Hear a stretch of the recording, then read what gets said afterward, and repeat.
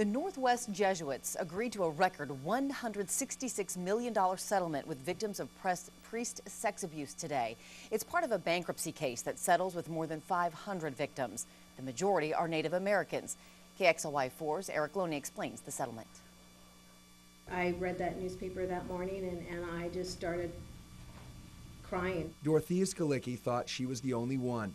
The only little girl that had been sexually abused by a Jesuit priest in Lapwai, Idaho. As a little girl, I never said anything. I had never said anything to anybody until I saw this article. A newspaper article a couple years ago told her she wasn't. Other Native American girls that played games around Sacred Heart Church on the Nez Perce Indian Reservation had also been abused by Father Augustine Ferretti. He was that grandfather figure I thought I could trust, and I found out I couldn't. Alberta Sena was also abused.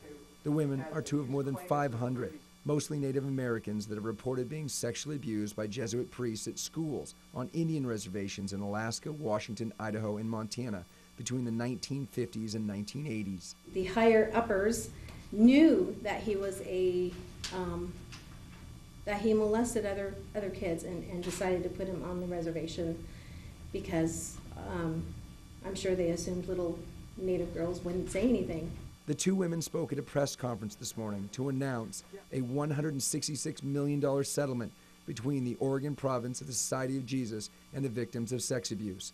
The settlement also comes with non-monetary conditions, including the survivors can have their stories printed in the Jesuit magazine and they can get signed letters apologizing for the abuse. And these are provisions that are designed to show the province is taking responsibility and accountability for the past harms and crimes.